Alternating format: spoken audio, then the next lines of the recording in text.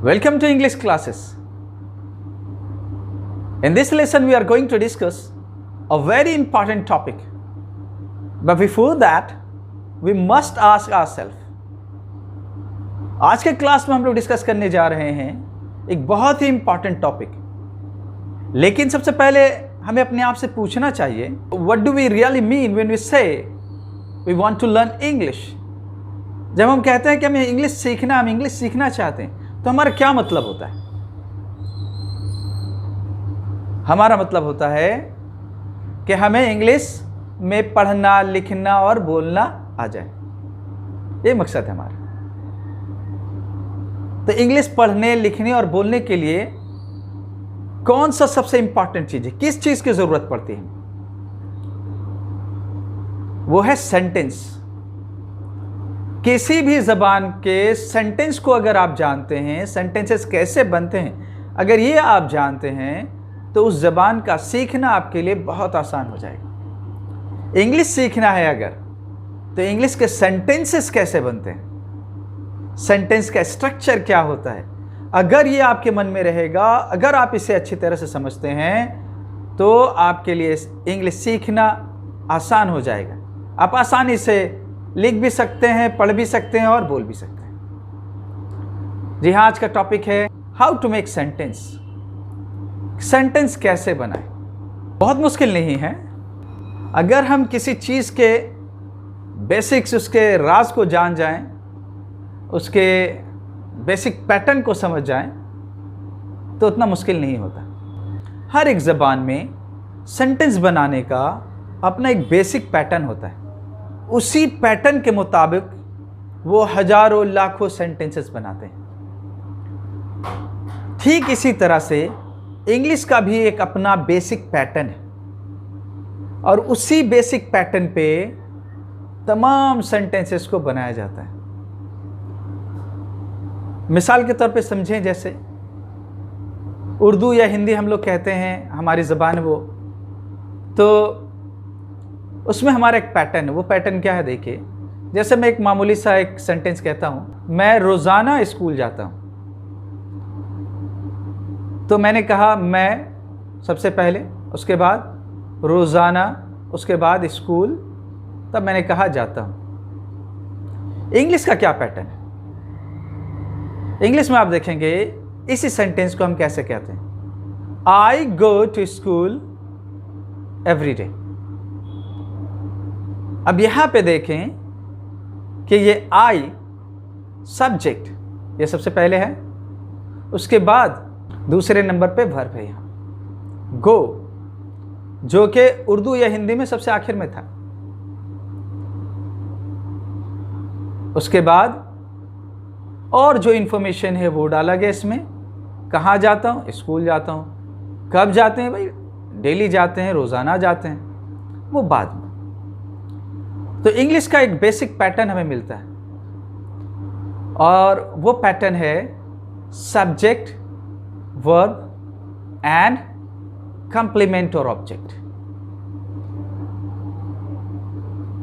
English के लगभग तमाम सेंटेंसेस, कमोबेश तमाम सेंटेंसेस इसी पैटर्न पे बनाए जाते हैं। तो है ना आसान? अगर हम इस पैटर्न को अच्छे से समझ लें और अपने सेंटेंसेस बनाते वक्त, पढ़ते वक्त ये गौर करें कि ये इंग्लिश के जो पैटर्न है इस पे है कि नहीं है, तो आसान होगा ना हमारे लिए बोलना भी और लिखना भी। आइए इसको और भी डिटेल से समझते हैं। जैसे कि हम जानते हैं सेंटेंस में दो हिस्से होते हैं, एक सब्जेक्ट और दूसरा प्रेडिकेट। और इस दो पार्ट में क्या होता है, क्या क्या कंपोनेंट्स होते हैं जिससे ये सेंटेंस बनता है, क्या क्या चीज़ें होती हैं जिससे सेंटेंस बन जाते हैं, वो है सब्जेक्ट, वर्ब और कंप्लीमेंट। प्रेडिकेट वाले पार्ट में दो चीज़ें हैं, एक है वर्ब और दूसरा है कंप्लीमेंट, जिसमें सबसे ज़्यादा इंपॉर्टेंट वर्ब है। सब्जेक्ट क्या है, जिसके बारे में सेंटेंस में बात की जा रही है, वो सब्जेक्ट, और उस सब्जेक्ट के बारे में जो कुछ भी कहा जाता है वो प्रेडिकेट कहलाता है। सब्जेक्ट और प्रेडिकेट को और बेहतर तरीके से समझने के लिए मेरा एक वीडियो पहले से तैयार है, आप उसे देख सकते हैं। डिस्क्रिप्शन में मैंने लिंक भी दे दिया है, आप उसे देख लें। सब्जेक्ट इनफैक्ट नॉन होता है या वर्ड होता है या फ्रेज होते हैं या क्लाउज होते हैं जो काम करते हैं नाउन का। Subject is noun or a word, phrase or clause that works as a noun. उसके बाद आता है नंबर वर्ब का। Verb is the most important component of English sentence. Verb सबसे इंपॉर्टेंट कंपोनेंट है। इतना इंपॉर्टेंट है ये वर्ब कि मैं बता दूं कि सिर्फ एक वर्ब भी अकेले एक सेंटेंस बना देता है इंपरेटिव सेंटेंसेस में। हालांकि वो सब्जेक्ट होता है, वहाँ यू जो है वो सब्जेक्ट अंडरस्टूड होता है, लेकिन सेंटेंसेस सब कहते हैं एक वर्ब से सिर्फ सेंटेंस बन जाता है। गो, राइट, कम। तो ये वर्ब बहुत ही इंपॉर्टेंट कंपोनेंट है इंग्लिश के सेंटेंसेस का। वर्ब के बारे में भी मैंने एक सीरीज बना रखा है, कई वीडियो मैंने बनाया है वर्ब पे। वर्ब क्या है, वर्ब के टाइप्स को, वर्ब के फॉर्म्स को, ये सब मैंने बना रखा है। डिस्क्रिप्शन में मैंने लिंक भी दे दिया है, आप उसे देख लें। उसके बाद बारी आती है कॉम्प्लीमेंट की। देखिए, मैं सिंपलिसिटी के लिए, कि आसान हो आपके लिए, इसके लिए मैंने सिर्फ कॉम्प्लीमेंट रखा। कॉम्प्लीमेंट में शामिल है ऑब्जेक्ट भी। एक ऑब्जेक्ट कॉम्प्लीमेंट भी होता है। ओके, तो ऑब्जेक्ट कॉम्प्लीमेंट, मैंने यहां कॉम्प्लीमेंट रखा। कॉम्प्लीमेंट में क्या है?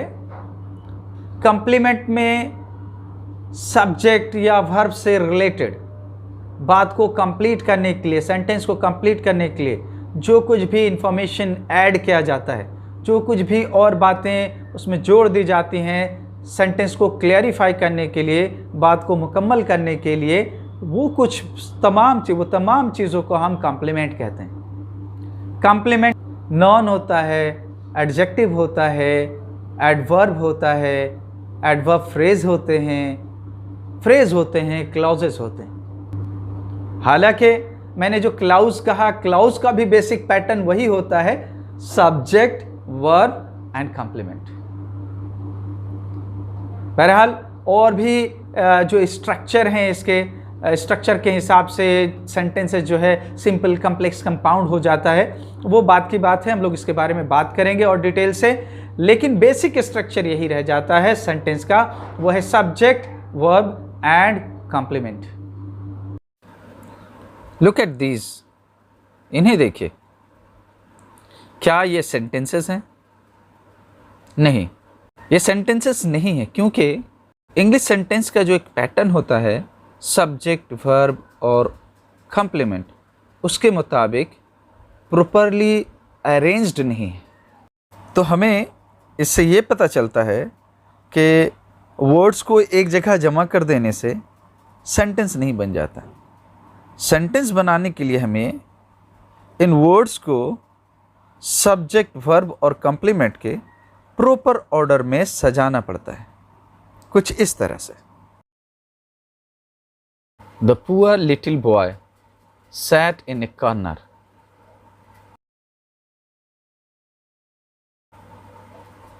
I don't know where she lives.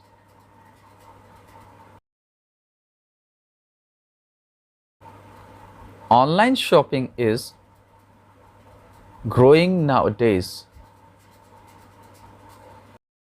अब ये देखिए, सेंटेंसेस हैं, मीनिंगफुल भी हैं और प्रॉपर ऑर्डर में सजे हुए भी। यही बेसिक पैटर्न है। इस बेसिक पैटर्न को कभी ना भूलें। इसी बेसिक पैटर्न पे इंग्लिश के तमाम सेंटेंसेस बनते हैं।